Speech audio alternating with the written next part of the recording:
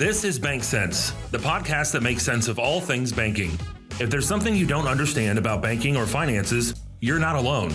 Our industry experts are bringing you informative and enjoyable conversations that break down bank jargon and dive into hot-button financial topics. And now, BOS, a community bank located across Illinois and Missouri, presents BankCents. Here's your host, Gregory Marantz.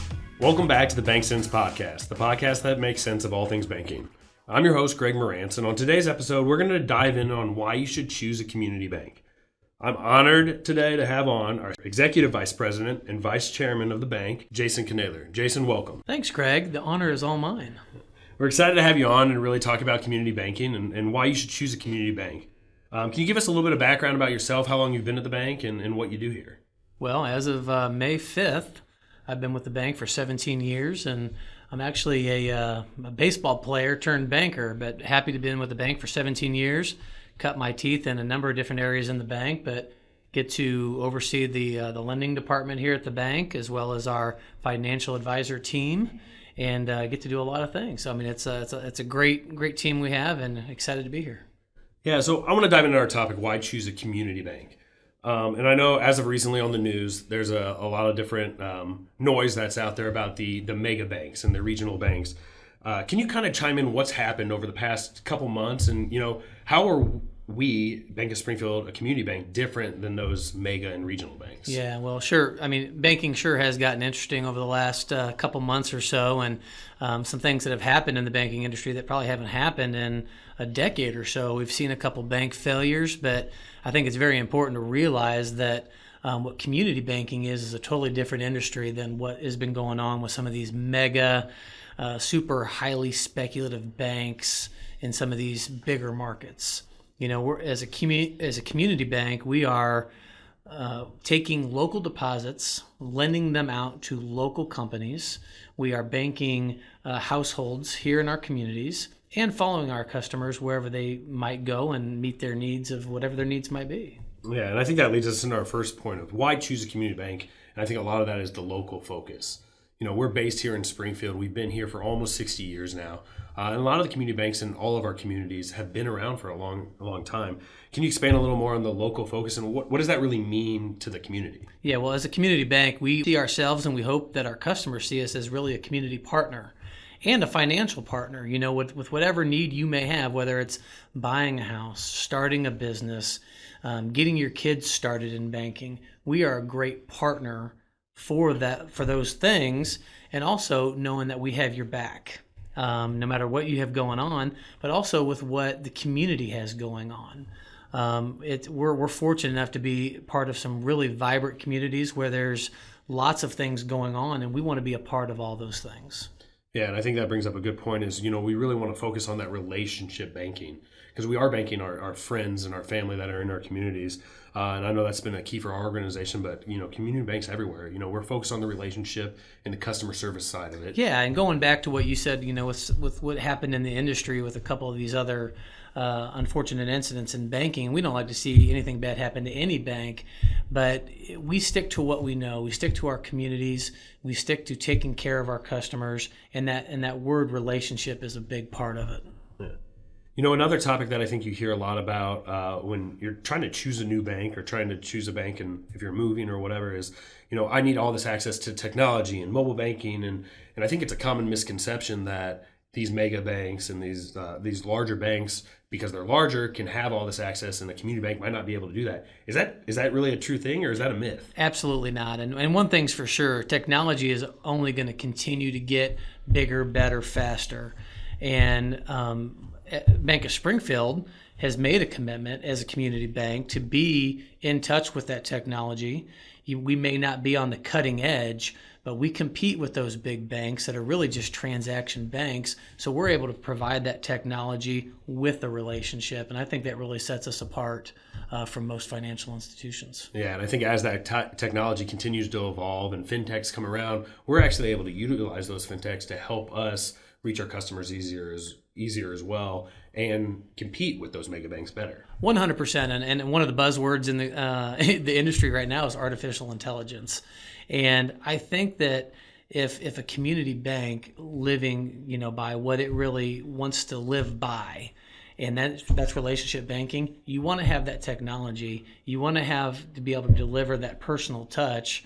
We don't want that artificial intelligence creeping in so much to where we're the same as those big guys. We want to maintain with what we know, what we do good, and that's maintaining that relationship, but still keeping up with that technology. Yeah, a lot of the focus of our bank and a lot of community banks is really in the small business lending sector. Can you chime in a little bit about that, about what we can do as a community bank for small businesses compared to some of the other banks? I think that's one of the most fun parts of this job and being involved with banking, because we kind of get to touch all different kinds of businesses, and especially the small businesses. I mean, in our communities, I mean, there literally are dozens, if not hundreds, of different types of businesses that we get to be involved with. And we have a great SBA department, so somebody that's wanting to take on entrepreneurship and start their own company, start their own endeavor, we can help be that partner. And I think that's a big part of what we do, and we're glad to help out. Yeah, one point I really want to get across to our listeners is, according to the ICBA, which is the Independent Community Bankers Association, roughly 60% of all small business loans are provided by a local community bank. Absolutely. I think that's an outstanding stat. And there's a current bill out there right now that they're trying to get direct lending with the SBA, which doesn't make any sense at all, because you need a local bank that has the expertise, that can be your partner to help get that business started. Yeah. I think another advantage of a community bank compared to some of these other banks is the lack of bureaucracy.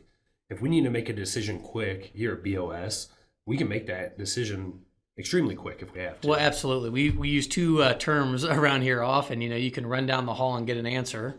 And two, we like to have your back, and we want to be responsive quickly. So those are two things that I think really separate community banking from the big mega banks. Yeah. The final point I really want to focus on is that word community. We are a part of the community, and we've been a part of the community in all of our markets. And I know that's something that's really important to us. Can you just chime in a little bit about, what do we do to get back to the community, or how do we really make sure we're involved in it in all of our markets? Well, absolutely. And we were actually just recognized by UIS. I mean, we've been involved with over 200 charities throughout our communities.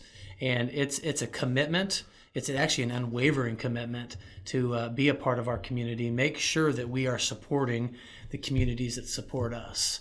And I can't think of anything better to do. I mean, it's a blast to be able to walk to a ball game and see the people that you're there supporting, whether it's a baseball team or knowing that you maybe contributed money to put that diamond in. So it's a lot of fun to be working in these communities, showing financial support, and then getting that support in return, because we need them just as much as they need us. Yeah, I think that's what I enjoy most about being in banking, is driving down the street and looking at all the businesses on either side of the street of who we've helped at one point or another, seeing them succeed. Because when it comes down to it, is when these succeed, we succeed as well. And I think that's the important thing to understand, is as a community bank, we're out for their best interests, because their best interests are our best interests. Yeah, I don't think I could have said it any better. So a couple other just quick little statistics that I just wanted to point out about community banks. They make more than 80% of the ag loans throughout the market. There's 50,000 locations of community banks nationwide, and we employ nearly 700,000 people. So it's a huge sector. They're extremely important and vital to the economy. And I think more people should go out and look for a community bank in your local market, whether that's BOS or someone else, because I think they provide a phenomenal service. Well, there's no question. I think community banking is a vital part of the overall banking sector.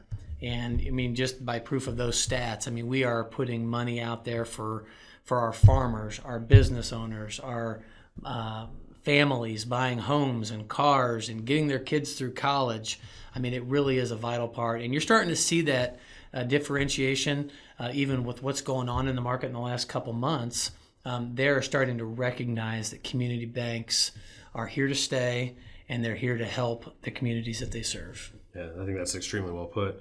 Jason, I really appreciate you coming on today and giving us your input on why to choose a community bank. Is there any final points you really want to leave our listeners, or tell them just about community banking? Well, I think we've really touched on some great points on community banking, and I would encourage those listening that if you don't have a relationship with a community bank, we would love the opportunity to talk to everybody about the advantages of working with a community bank.